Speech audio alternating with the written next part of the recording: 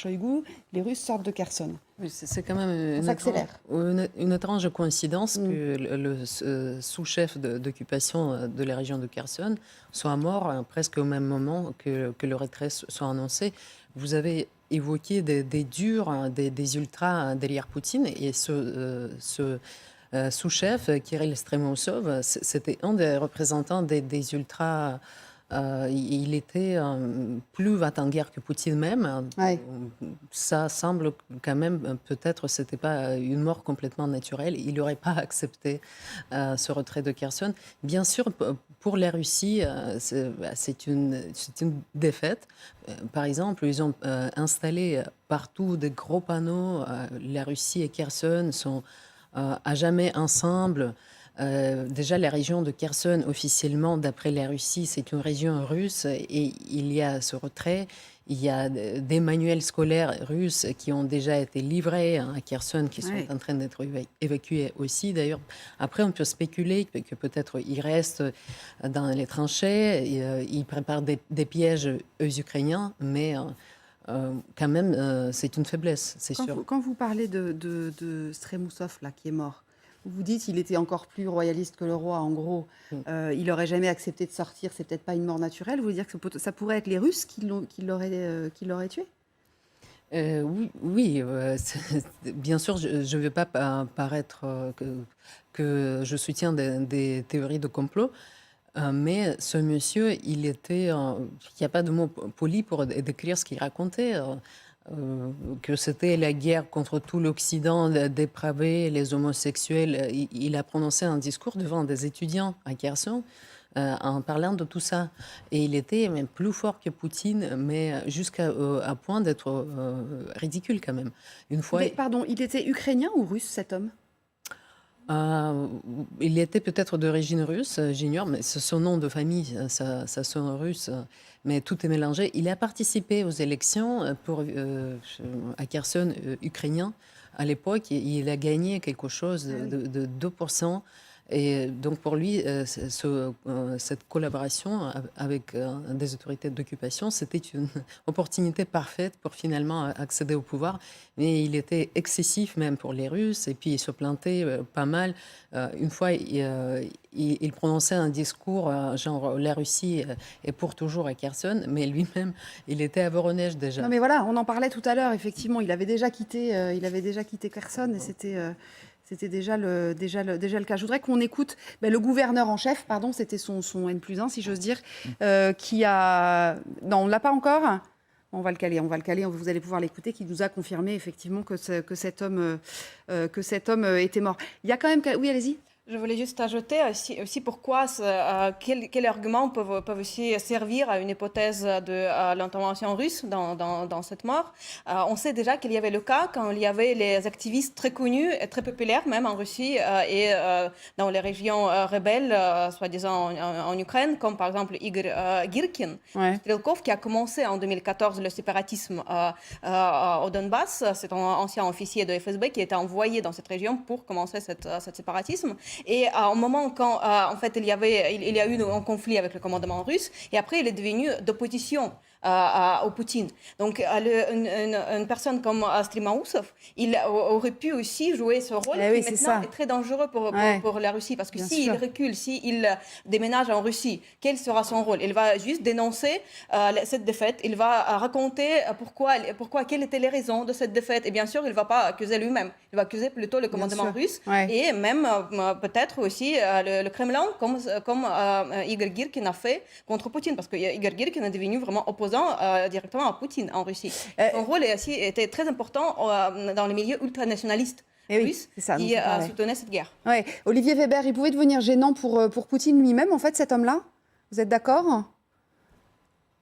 Oui, enfin, je crois surtout que Surovikin, donc le nouveau chef de l'armée, donc le commandant en chef de l'opération militaire spéciale, comme on le dit à Moscou, en Ukraine, veut avoir les mains libres. Et c'est vrai que même si Kherson est une ville très importante pour les Russes, je rappelle qu'elle a été prise à peu près 8 jours après le début de la guerre. Le début de la guerre, c'est le 24 février, et Kherson est tombé le 2 mars, en fait, y compris avec l'implication donc d'informateurs et d'agents pro-russes au sein de la ville. Donc il est important pour Poutine, on va dire, de garder Kherson, comme il est important de garder d'autres grandes villes, évidemment Mariupol et Melitopol. Mais Surovikin, lui, il a non pas des comptes à rendre, mais il a intérêt quand même à gérer ces 10 000 ou 15 000 soldats qui sont encore dans la région. Il ne veut pas évidemment qu'ils subissent une humiliation avec une reddition en particulier et peut-être des milliers de Russes qui soient faits prisonniers par les Ukrainiens. Deuxièmement, Surovikin a en tête quand même de défendre ce qui est pratiquement le plus important si jamais il y a à nouveau des percées, des contre-offensives de la part des Ukrainiens, c'est-à-dire la Crimée.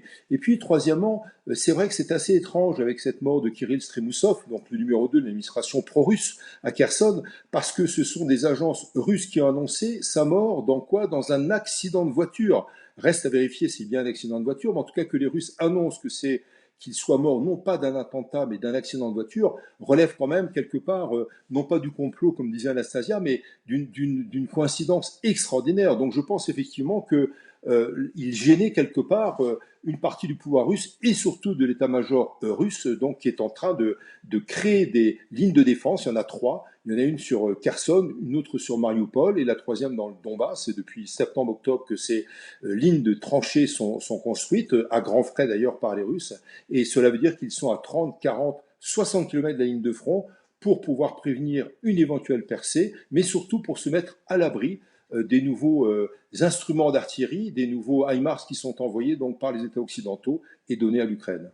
Alors évidemment, quand vous parliez de la mort du numéro 2 de l'administration russe du côté de Kherson, où effectivement cette coïncidence, c'était effectivement troublant parce qu'il s'est passé à peu près 10 minutes entre les deux informations, sachant qu'en plus on a reçu quelques hommages, notamment l'hommage du chef de l'administration russe de Kherson qu'on va entendre, et puis du chef de l'administration du Donetsk également. C'est-à-dire qu'on s'est un peu on s'est précipité. En tout cas, on a rendu très très vite hommage à cet homme-là. On écoute d'abord le chef de l'administration de Kherson.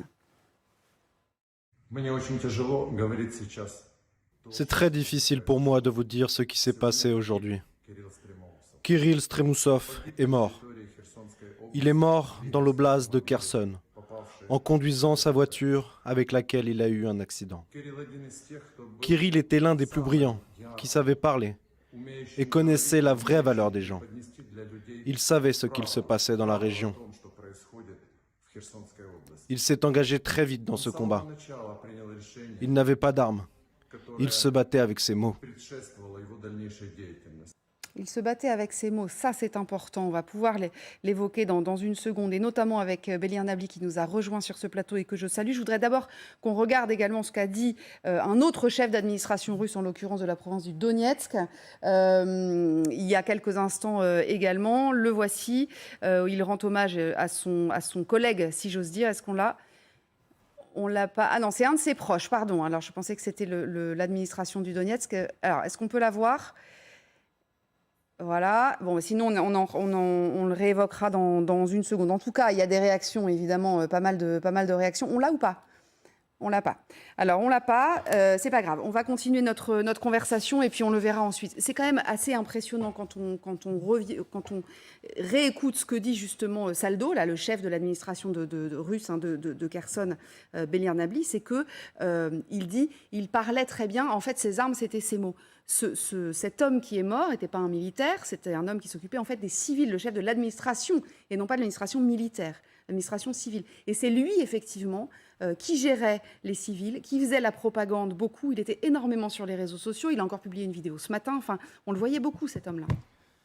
Oui, c'est ça qui est intéressant, c'est que la perte de contrôle côté russe, elle n'est pas que de nature militaire, elle est aussi de nature politico-administrative.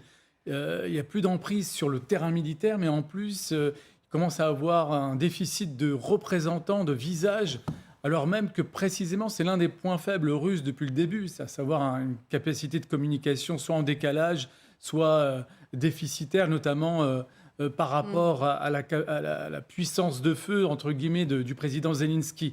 Ce qui est très intéressant aussi, quant à la portée symbolique de cette journée, c'est que les mauvaises nouvelles s'accumulent politiquement pour Vladimir Poutine, parce qu'il est affaibli sur le terrain, mais il est également affaibli sur le plan politique à l'échelle internationale, parce que les résultats aux États-Unis, je peux vous dire que Vladimir Poutine et Moscou en général portent un regard très concentré sur l'évolution des résultats, même s'ils ne sont pas encore définitifs, dans la mesure où ils ne vont pas dans le sens qu'ils escomptaient, puisque naturellement, qui dit résultat favorable à Donald Trump dit par extension résultat favorable à Vladimir Donc Poutine. affaibli politiquement par les élections de midterm, affaibli politiquement par son opposition dont on parlait tout à l'heure, notamment avec David, affaibli militairement. On voit bien que sur le terrain, c'est compliqué. Tout à l'heure, le général Chauvency nous disait la décision militaire a été validée politiquement, un peu par la force des choses sans doute aussi, et c'est sans doute ça qui est assez intéressant. Quand on repense, David, quand même, que le référendum d'annexion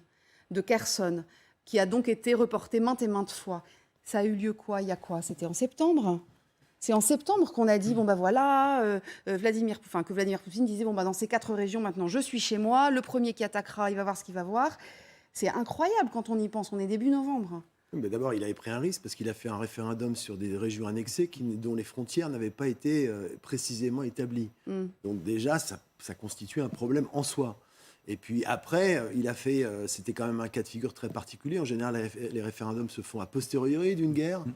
Là, il a préempté d'une certaine manière un référendum alors que les situations n'étaient pas éclaircies, pour le moins, en ce qui concerne l'armée russe. Donc il a pris un gros risque, clairement. Et là, effectivement, d'une certaine manière, ça solde les comptes. Et il a pris acte d'une impasse et du choix de son général en chef, justement, de défendre la rive gauche. La rive gauche du Dniepr. Alors là, je pense que ça sera beaucoup plus difficile pour les Ukrainiens. Ça sera un autre morceau que la rive droite.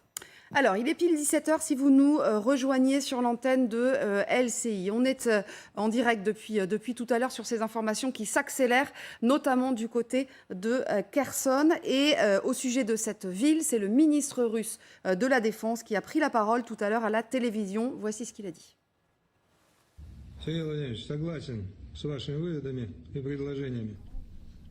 Je suis d'accord avec vos suggestions, Sergueï Sourovkine. La santé de l'armée russe et des soldats est une priorité. Nous devons aussi prendre en compte les menaces qui pèsent sur la population civile. Être sûr que tous les civils pourront partir. Nous allons prendre toutes les mesures pour garantir le transfert du personnel, des armes et des équipements de l'autre côté du Dniepr.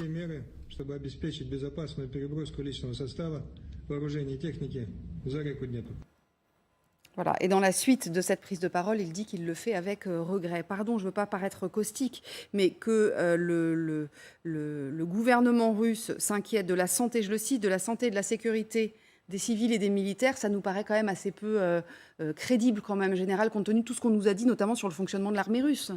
Oui, alors moi je vais répondre d'une autre manière. Ouais. Nous savons répondre que depuis 15 jours, 3 semaines, il y a une stratégie de communication complètement différente de ce qu'on a connu, entendu ou vu. Aujourd'hui, on a l'impression de retrouver des codes qu'on commence à comprendre. Ils sont peut-être factices, mais avec des déclarations, avec un homme politique qui prend une décision, un général qui obéit aux ordres, qui réorganise un dispositif. On se retire d'une partie qu'on ne peut plus défendre. Moi, j'ai l'impression de retrouver un discours à peu près cohérent, alors que depuis 7 mois, on n'avait rien de cohérent, on ne comprenait rien. Là, on finit par comprendre. Voilà. Donc sur le retrait en ordre, etc. C'est quelque oui. chose que peut faire une armée classique, correctement managée, etc. Et donc, on revient aussi à ce que vous venez d'évoquer, c'est-à-dire, oui, on protège les civils, on va, ce que je vous dis tout à l'heure, on n'avait pas entendu Shoigu à ce moment-là. Oui, on va faire franchir nos équipements, nos soldats, si ça n'a pas déjà été fait. Parce que je pense que quand on annonce cela, c'est que déjà une grande partie des troupes sont parties. Autrement, on se fait tirer dessus par les Ukrainiens, ce qui est tout à fait normal. Voilà. Donc là, je pense qu'on a au contraire une communication stratégique par les Russes qui est à peu près cohérente et qu'on arrive à comprendre. Maintenant, où la vérité, je n'en sais rien. Ouais. Mais on comprend. Voilà. Maintenant,